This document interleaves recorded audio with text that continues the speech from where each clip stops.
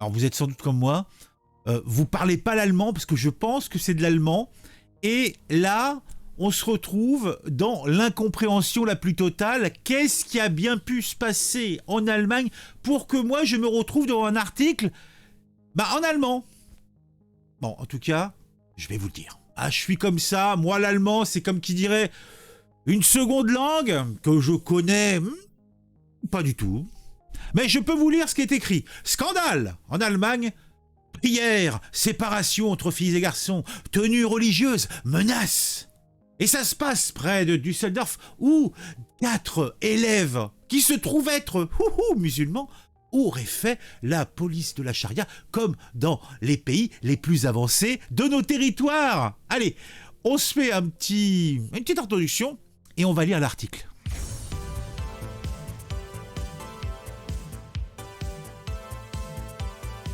Magie, magie, appuyons sur le bouton magique. Et voilà, oh la magie, la magie, la magie.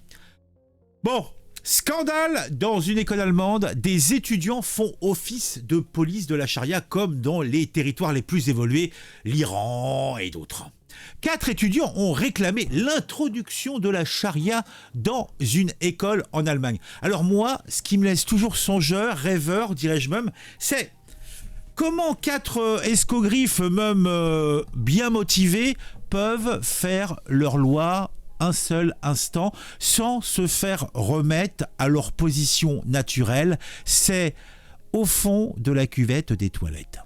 Je me pose toujours cette question. À quel niveau d'obsolescence intellectuelle on en est arrivé à laisser le moindre pouvoir à ce type d'individu? Dites-moi en commentaire, parce que moi, j'ai du mal à comprendre. Alors, craignant les conséquences, plusieurs camarades de classe semblent avoir suivi les instructions du groupe. Donc en plus, tu vois la baissesse, la bêtise. Donc ça se passe dans cet établissement, dans quelques photos, regardons.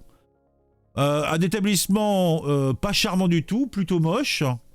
Alors avec de la brique. Alors là, Dutch Muslim Yerdayim. Alors, les jeunes auraient été radicalisés par les vidéos des prédicateurs salafistes Amor Ben Hamida et Pierre Vogel. Donc la photo de Pierre Vogel. Un rouquin. Je vais te faire courir le rouquin.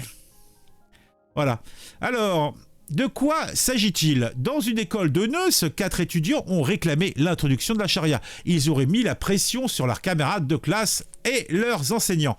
L'agence de sécurité de l'État enquête actuellement. Mais l'enquête, elle est vite faite. Tu les prends, tu leur pètes les roubignoles à coups de nerf de bœuf et tu les fous hors de l'éducation nationale. Qu'ils aillent vider des poulets dans une ferme, je pense que c'est pas nécessaire d'essayer de les cultiver. Parce que bon, a priori, ils veulent vivre dans le Moyen-Âge. Donc, remettez-les... Faut les y remettre. 4 étudiants de confession musulmane. Comme c'était étonnant. Bah oui, pour la charia, parce que si c'était des cathos ou des protestants, je vois pas trop pourquoi ils auraient fait ça. Ils auraient trouvé autre chose, hein. Parce que tu sais, y a toujours des petites subtilités, quelles que soient les religions, pour faire chier son monde, hein. Aurait réclamé l'introduction de la règle islamiste, des règles islamiques strictes à l'école polyvalente Nordsdam de Neuss, dans le land allemand de la Rhénanie du nord de la Westphalie. Inclure la ségrégation entre les sexes dans les cours. Les étudiants entre 17 et 19 ans, comme le rapporte le média ou les médias allemands, selon Focus, 3 des étudiants sont issus de l'immigration arabe, comme c'est étonnant, tandis que le 4e est d'origine italienne, mais massivement converti. Les jeunes auraient été radicalisés par les vidéos des prédicateurs salafistes Amor Ben Hamida et Pierre Vogel. Alors on se demande pourquoi ces prédicateurs en question n'ont pas reçu des visites d'individus qui leur expliquent que bon, il faut qu'ils arrêtent d'utiliser leur caméra, quoi. Parce que c'est pas bon pour eux. En tout cas, ça devrait être pas bon pour leur santé. Moi, je dis ça, je le dis, quoi. Certains étudiants se seraient convertis à l'islam. Bah, libre à eux, hein. Les étudiants auraient exigé que les musulmans soient autorisés à quitter l'école plus tôt pour la prière du vendredi et que la ségrégation sexuelle dans la cour de natation s'applique également aux enseignants.